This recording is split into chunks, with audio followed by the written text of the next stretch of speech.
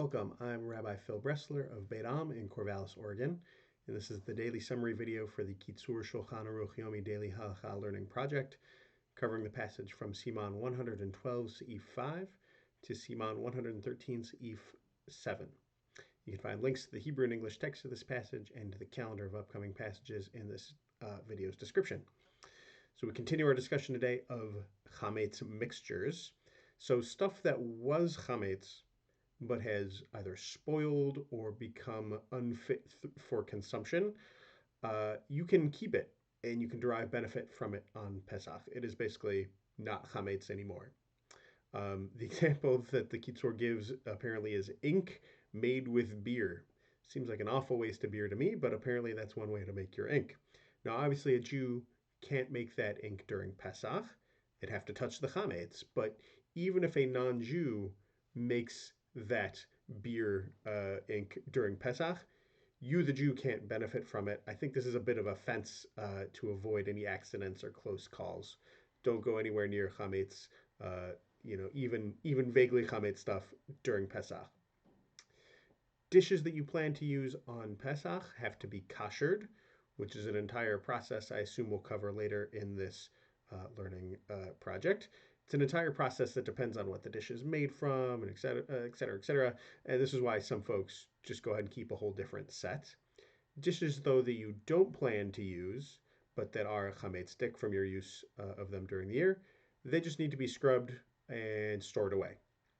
We arrive now in Siman 113 at Erev Pesach, and specifically the daytime of the day before the Pesach Seder, the day before the beginning of Pesach, and the practices that are involved in that time. So we omit Psalm 100 and also Psalm number 20 during Shacharit. I know that this is done. I see it in the Luach of the conservative movement that we use in our congregation for services. The reasons for omitting them are unclear to me, but nonetheless, that is the custom. You've cleaned and you've searched all last night at this point, so all your chametz should be under control. You can still actually eat it in the morning, though, up until 10:57 a.m. this year, according to Chabad.org. You've got an extra hour of that after that, though, to finish selling and burning any remaining chametz up until 12:05 p.m. this year, according to Chabad.org.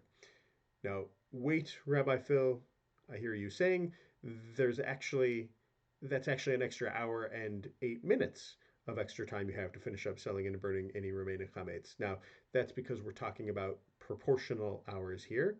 Halachic hours are figured by taking the amount of daylights during a day and dividing it by 12. So the actual length of each hour fluctuates with the season as the amount of daylight grows longer or shorter. So after that point, all our chametz has been sold and burned.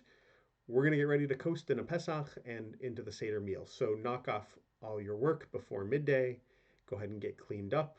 If you're going to get a haircut, get your nails trimmed. Do that before midday as well. Make sure that the Seder, especially the matzah eating part, is going to be significant and special. So don't eat any matzah during the day.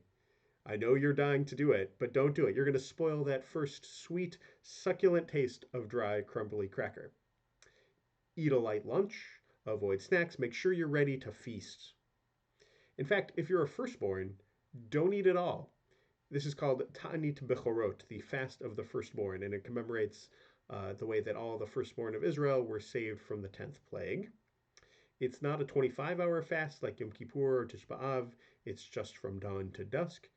Many people actually even avoid it anyway by arranging to celebrate what's called the Siyum, which is a festive meal that's held upon completion of some kind of significant unit of study.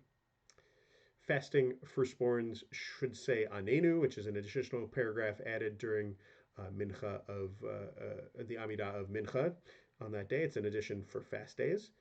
But don't make it too loud. We don't want to bum everyone out before the big night. That's all for today. As always, our learning is dedicated to Rabbi Shlomo Gansfried, the author of the Kitzur, and the historic Jewish community of Uzhhorod, Ukraine. See you tomorrow.